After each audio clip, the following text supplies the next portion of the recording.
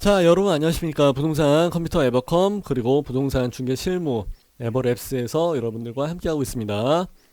자, 제가 지난 시간에는 계속해서 그 광안리 해링턴 디오션하고 그리고 이제 도하 대전 도하 오피스텔 이런 것들에 대해서 한번 말씀을 드렸었고요.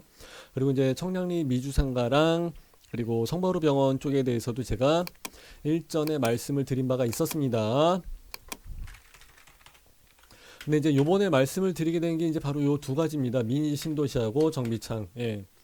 미니 신도시 사이즈로 해서 이제 나온다라고 해갖고 이제 난리가 났었죠. 그래서 저도 용산 미니 신도시하고 그리고 용산 정비창. 예. 여기에 대해서도 좀 계속 주목을 하고 있습니다. 왜 그러냐면요. 일전에 저도 이거 스크랩을 계속 해놔요. 뉴스를. 신문 나오는 거랑 그리고 여러 가지 들어온 정보를 계속해서 이제 스크랩을 하고 있는데 그 중에 하나가 이제 가지고 있는 게 바로 이거죠. 예. 앞에 이렇게 써져 있습니다. 보시게 되면은 중개업소에 아침부터 문의가 쏟아졌다. 그리고 이제 일이 계속 없다가 2달 만에 가장 바빴다라고 해서 이제 얘기를 하고 있습니다. 여기 같은 경우는 뭐 배산 임수라든지 이런 거 따질 것도 아니죠. 뭐 누가 보나 마나 용산은 제가 봤을 때는 뭐 최고의 그 입지 로케이션이 아닌가 이제 이렇게 생각을 하거든요. 서울 한복판에 여기서 뭐 교통을 따지겠어요. 뭐 학군을 가지고 이야기를 하겠어요. 주거 환경에 대해서 얘기를 하겠습니까? 여기는 뭐 더 이상 얘기할 바가 없죠. 근데 딱 하나 이제 얘기가 되고 있는 게 임대. 예, 임대가 이제 좀 많이 들어오다 보니까 사람들이 조금 그거 어떻게 해야 되나 좀 애매한 구석도 좀 있다라고 해서 반론을 제시하는 경우도 있습니다. 예. 용산이라고 쓸게요. 용산 나중에 필기할 때 정비창 부지의 임대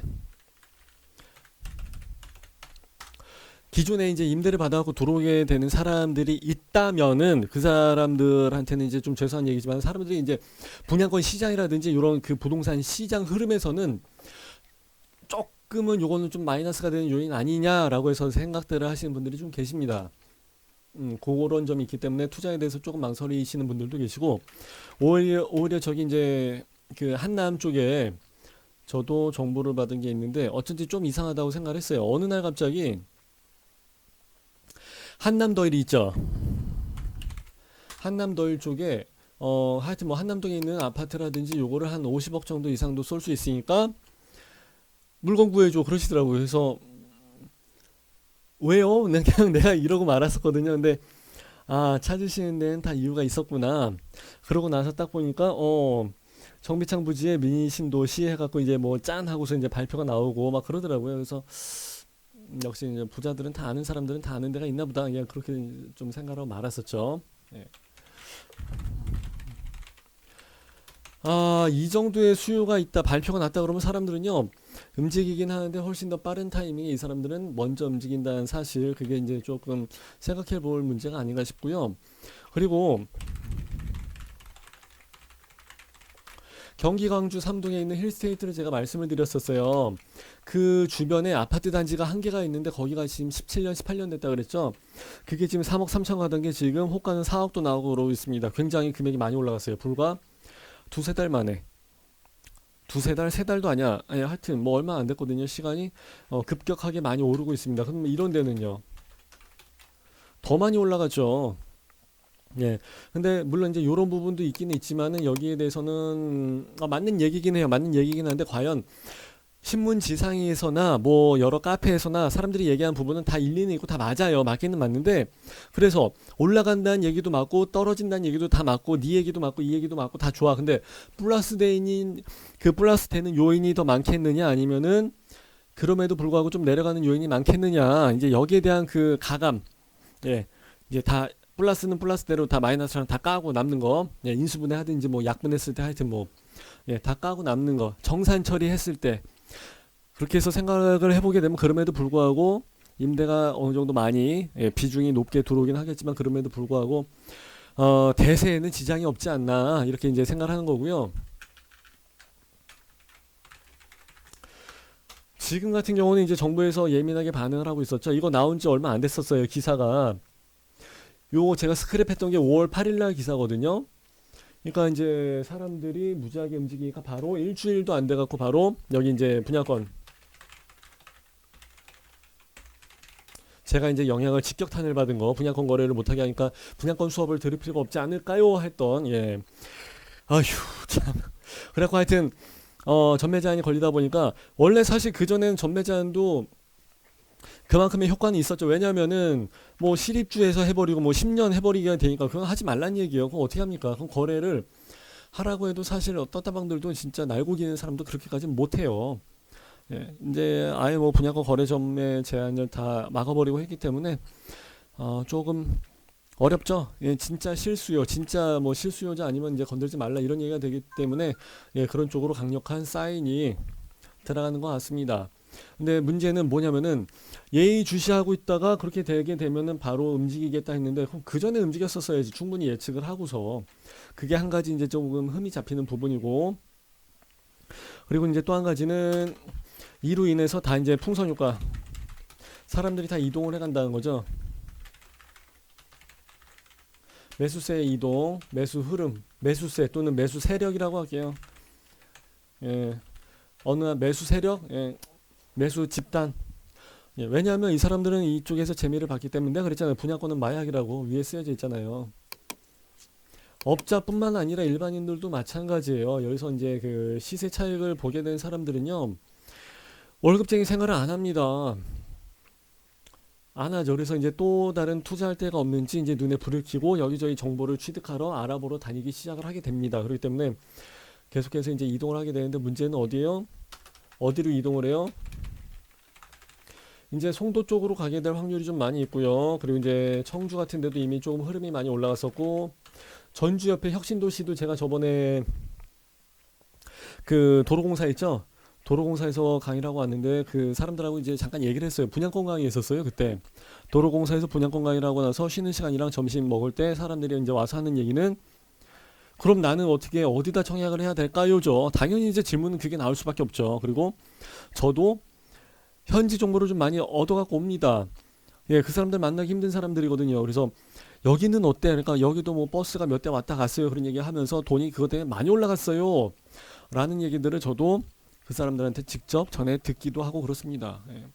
그래서 단순히 그냥 전화번호 두들겨갖고 전화해갖고 거기 어떻게 됐어요 해서 그냥 물어보는 거하고 현장 뛰면서 관련된 공무원들이나 현장 업자들 예, 이 사람들한테 이 사람들이라는 얘기는 뭐예요? 전문가죠. 지식 수준 자체가 또는 정보력 수준 자체가 수집되는 정보 자체가 전문가 수준이라는 얘기예요. 그리고 이 사람들이 어떻게 해요? 나한테 정치적인 목적에 의해서 가십거리나 좀 잘못된 가공된 예, 자의로 가공된 정보가 아닌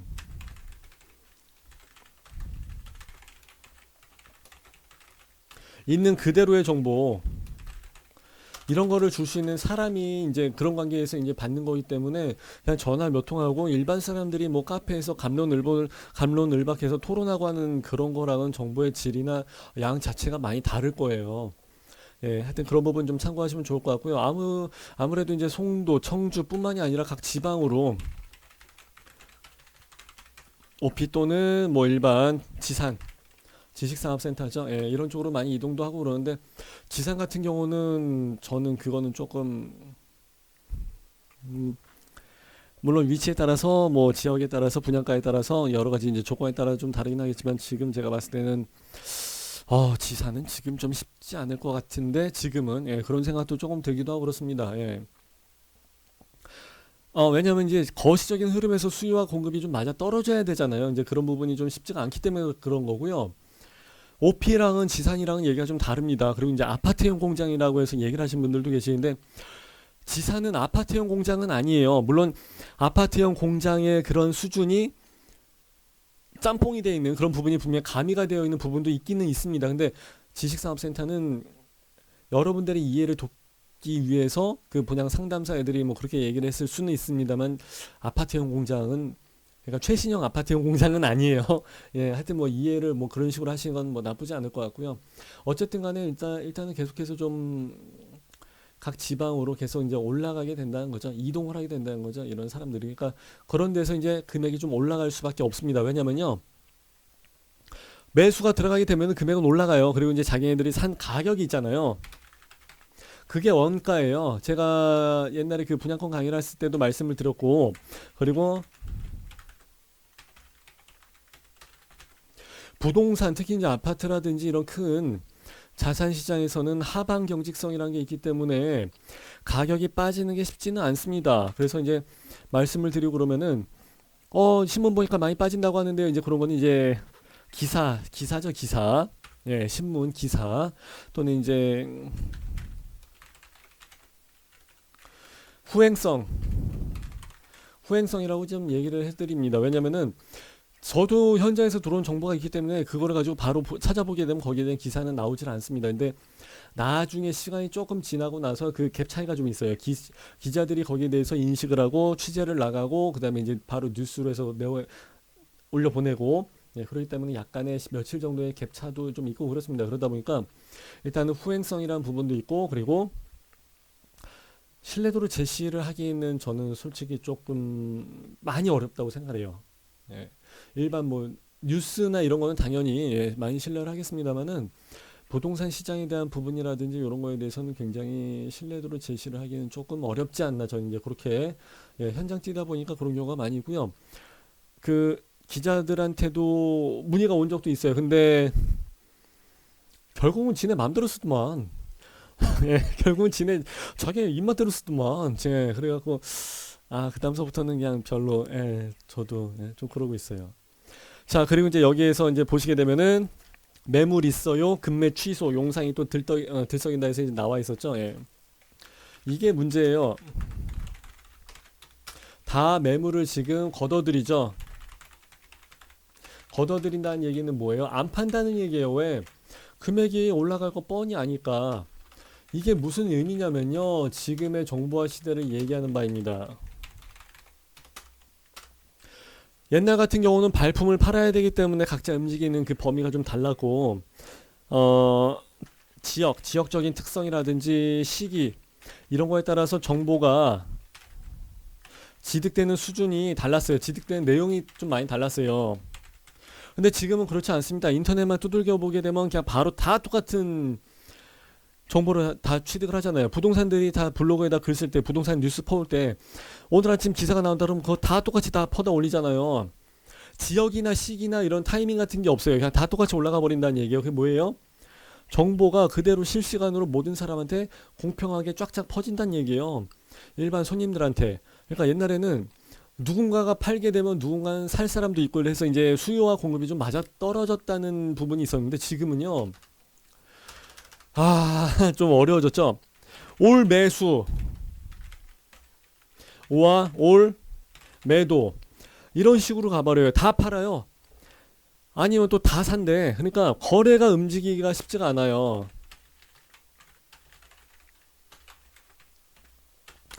거래 성사가 좀 난해합니다. 모두가 다 판다고 하고 모두가 다 산다고 그러면 어떻게 해. 5대5가 되면 좋죠. 그 비율이. 근데 그렇지가 않기 때문에 굉장히 어렵습니다. 그 얘기 뭐예요? 부동산이 먹고 살기 힘들다는 얘기예요. 모두가 다 물건을 걷어들이지만 어쩔 수 없이 사업상 돈이 필요해서 사정상 그런 물건이 물론 나올 수도 있습니다. 그러면은 그 물건이 몇 개나 될 것 같아요. 내가 예전에 부동산 현장에 있을 때 나 5천 개 중에서 한 개 봤어요. 예. 그 동네 싹 다 뒤져갖고 5천 세대를 다 그냥 두드려 냈는데 하나 봤어요. 내가 하나 또 놓쳤다고 해봤자 두 개예요. 그러니까 사업상 망해하고 어쩔 수 없이 내놓게 되는 진짜 금매 그런 게 흔치 않다는 얘기죠. 내가 진짜 사업상 힘들어서 돈이 급전이 좀 필요한다 할지라도 요번만 어떻게 넘어가게 되면 이 소중한 자산이 엄청난 돈을 벌어줄 거야 라는 게 어느 정도 확신이 쓰기 때문에 팔고 싶겠어요? 어떻게든 넘어갈 생각을 하지, 그죠? 그러니까 급매물로 해서 나오는 물건 자체가 많이 나오지가 않는다는 거죠. 근데 부동산 입장에서는 그 물건을 무조건 내가 잡아다가 내가 무조건 받아내서 내가 무조건 거래를 해야 돼. 부동산은 참고로 한 지역 상가에 15개, 16개도 있습니다. 예, 맞은편 블록에 상가에 또 있어. 길 건너편에. 사거리에 그런 식으로 있으면은 고금방에만 부동산이 50개가 돼버려요. 그 집주인한테 내가 그 물건을 다이렉트로 받을 수 있는 가능성은 마케팅 아무것도 안 하고 블로그도 안 하고 유튜브도 안 하고 광고 아무것도 안 한다 그러면 없어요. 없어요. 사거리 코너에 워킹의 간판 제일 큰 거 해놨다 할지라도 쉽지가 않죠. 네. 그러니까 좀 마케팅을 좀 하시란 얘기예요. 그래서 그 물건을 꼭 받아갖고 내가 그 물건을 무조건 팔아서 넘겨야 된다는 얘기예요. 매수한테는 전화 오는데 매도한테는 전화 안 올 것 같아요? 거꾸로 매도한테는 전화가 오는데 매수한테는 전화가 안 올 것 같아요? 옵니다. 그렇기 때문에 이런 경기가 안 좋을수록 무조건 마케팅도 올와 나싱으로 가야 돼요. 예. 그래서 그 동네에서 1등을 할 생각으로 해가지고 무조건 광고를 하고 제대로 된 준비를 하고서 들어가야지, 그렇지 않고서는 사실 쉽지는 않아요. 예. 지금 같은 경우가 그렇습니다. 예. 정보가 모든 사람한테 다 퍼져나가고 그러기 때문에 결국은 내가 봤을 때 마케팅과 본인의 내공에서 많이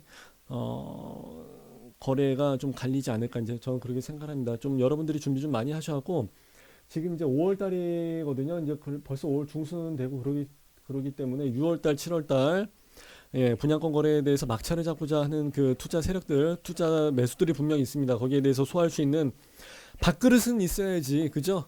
예, 그게 바로 여러분들의 블로그랑 유튜브입니다. 그 정도는 꼭 잘, 예, 간수를 하시기 바랍니다. 자, 이번 강의는 여기까지 하는 걸로 할게요.